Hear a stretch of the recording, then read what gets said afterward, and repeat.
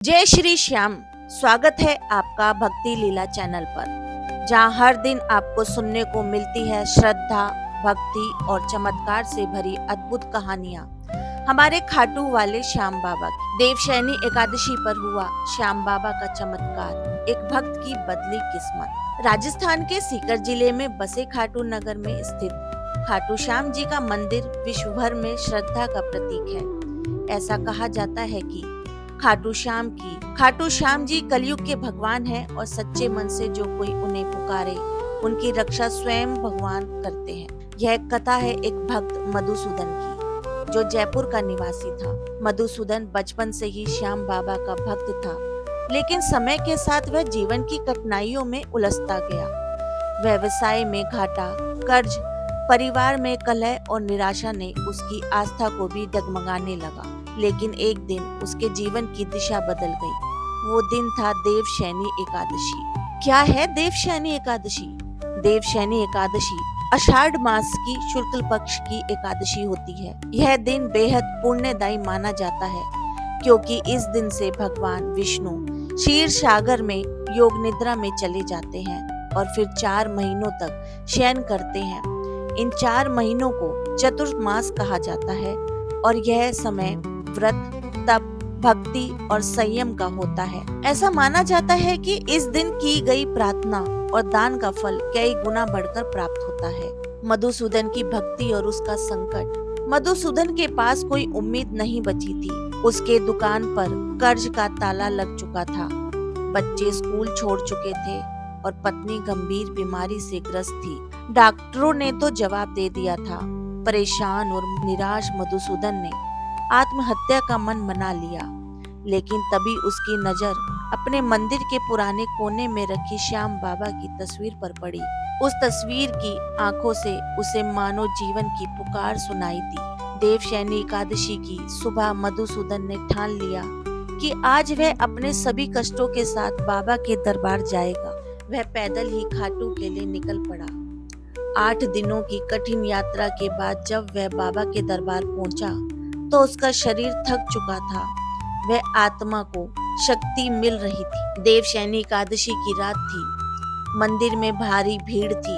मधुसूदन थका हारा मंदिर प्रांगण के एक कोने में बैठ गया और बाबा के चरणों में आंसू बहाने लगा। तभी उसकी आंख लग गई। नींद में उसे एक स्वप्न आया। स्वप्न में बाबा श्याम प्रकट हुए, नीले वस्त्र, सिर पर मोर पंख, हाथ में धनुष। बाबा ने कहा, मधुसूदन, तूने विश्वास नहीं खोया। यही तेरी सबसे बड़ी शक्ति है। कल सुबह जब तू उठेगा सब कुछ बदल चुका होगा। अब चिंता छोड़, शेष मेरे हाथ में है। सुबह होते ही बदला भाग्य। सुबह जब मधुसूदन उठा तो मंदिर के बाहर कुछ लोग उसे ढूंढ रहे थे। एक अमीर व्यापारी जिसका सामान मधुसूदन के माध्यम से पहले सप्लाई होता था, उसे खोज रहा था। उसने मधुसूदन से कहा, मुझे फिर से वही ईमानदारी वाला आदमी चाहिए। शहर में तुम्हारी बहुत तारीफ सुनी है। वापस काम शुरू करो, सारा निवेश मैं करूंगा। मधुसूदन की आंखों में आंसू थे। वह बाबा श्याम का चमत्कार था। व्यापार फिर से शुरू हुआ। कुछ ही महीनों में उसका सारा कर्ज उतर गया। बच्चे स्कूल लौट आए और उसकी पत्नी, जिसकी बीमारी लाइलाज थी, अब पूरी तरह स्वस्थ थी। डॉक्टर तक हैरान रह गए, लेकिन मधुसूदन जानता था कि यह विज्ञान नहीं, बाबा श्याम के आशीर्वाद का परिणाम है।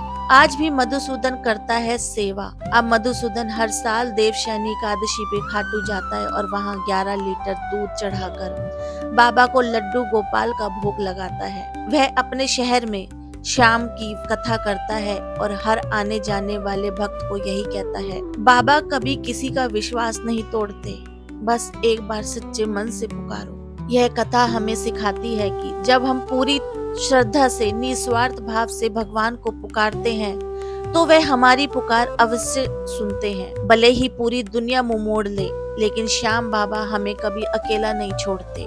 देवशयनी एकादशी के दिन किया गया जप, व्रत और सेवा जीवन में चमत्कारी बदलाव ला सकते हैं। कष्ट कितने भी बड़े क्यों ना हो, श्याम से बड़ा कुछ नहीं। भरोसा रखो उस पर जो बिना दिखे भी तुम्हारे साथ है। खाटू वाला श्याम एकादशी व्रत के साथ की गई सच्ची प्रार्थना प्रभु को प्रसन्न करती है। अगर आपको यह कथा प्रेरणादायक लगी तो इसे शेयर करें और नीचे कमेंट में जरूर लिखें। श्याम बाबा की जय। और जुड़े रहें हमारे चैनल भक्ति लीला के साथ, जहां हर दिन मिलती है ऐसी चमत्कारी कहानियां।